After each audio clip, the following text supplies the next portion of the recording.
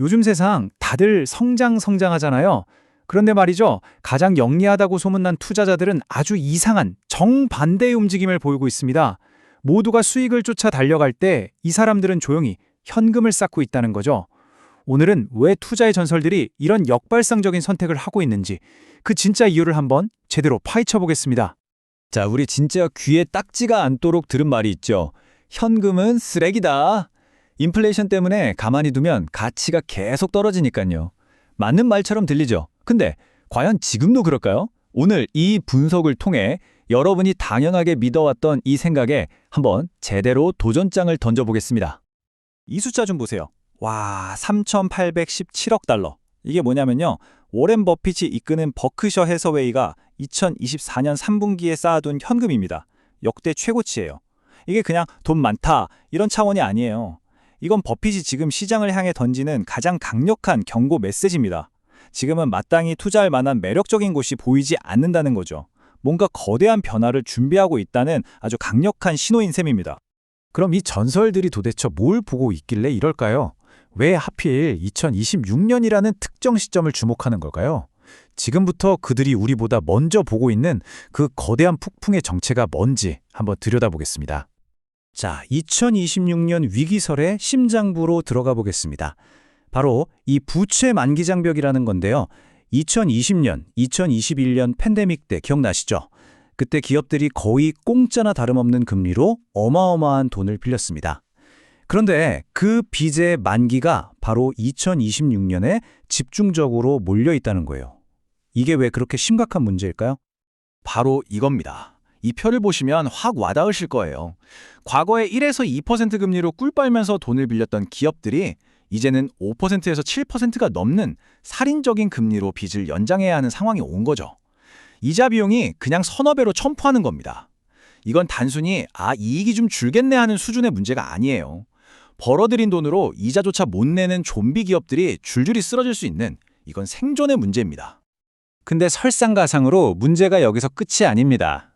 2025년 말에는 미국의 대규모 감세 혜택이 끝나면서 소비가 팍 식어버릴 수 있는 재정 절벽이 기다리고 있고요. 또 지정학적 리스크 때문에 인플레이션이 다시 살아나면 경기는 안 좋은데 중앙은행이 금리도 못 내리는 최악의 시나리오인 스태그플레이션에 빠질 수도 있습니다. 세계은행이나 JP모건 같은 곳들도 2026년 경제 전망을 아주 어둡게 보고 있죠. 자, 그럼 이 무시무시한 시나리오 앞에서 우리는 그냥 손 놓고 있어야 할까요? 당연히 아니죠. 바로 이럴 때를 대비해서 투자의 신들이 준비하고 있는 게 현금입니다. 지금부터 현금이라는 게 어떻게 쓰레기에서 가장 강력한 전략 무기로 변신하는지 그 비밀을 하나씩 풀어보겠습니다. 오렌 버핏의 지혜가 이 모든 걸 설명해 줍니다. 모두가 공포에 질려서 좋은 자산들을 눈물을 머금고 헐값에 던질 때 오직 현금을 가진 사람만이 그 기회를 잡을 수 있는 거죠. 2008년 금융위기 때 버핏이 그랬던 것처럼요. 현금은 위기의 순간에 시장의 구원투수가 될 수 있는 아주 특별한 권리를 부여합니다. 와, 이 비유는 정말 기가 막힙니다.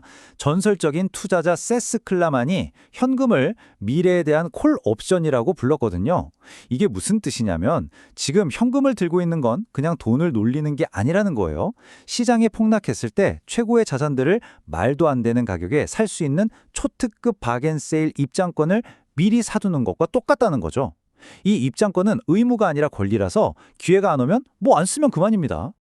이 슬라이드는 진짜 별표 5개짜리입니다. 아주 중요한 수학적 진실이 담겨 있거든요. 만약에 여러분 자산이 반토막, 즉 마이너스 50%가 나면요. 원금을 회복하려면 수익률이 몇 프로 나야 할까요? 무려 100%가 올라야 겨우 본전입니다.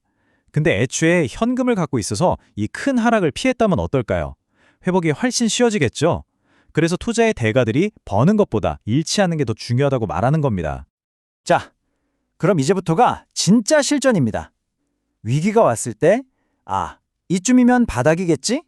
하고 감으로 투자하는 건 실패로 가는 지름길이에요. 투자의 신들은 철저한 계획과 원칙에 따라 움직입니다.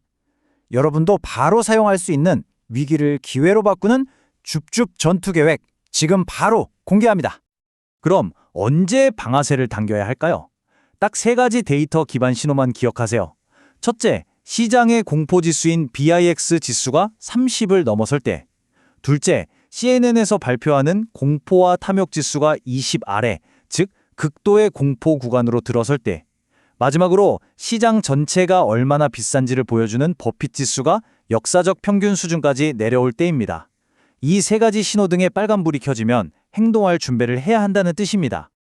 이 표가 우리 전략의 심장이라고 할 수 있습니다. 가장 중요한 건 뭐냐면요. 준비한 현금을 한 방에 다 쓰는 게 아니라 시장이 떨어지는 깊이에 따라 분할해서 단계적으로 투입하는 겁니다. 시장이 15% 빠지면 준비한 현금의 20%를 우량주에, 25% 빠지면 30%를 중형주에, 이런 식으로요. 이렇게 규칙을 딱 정해두면 시장이 공포에 휩싸여도 우리는 감정을 싹 빼고 기계처럼 이성적으로 행동할 수 있게 되는 거죠. 여기서 한 단계 더 나아가고 싶은 분들을 위한 프로팁, 바로 강화된 적립식 투자, Enhanced DCA입니다. 이게 뭐냐면요.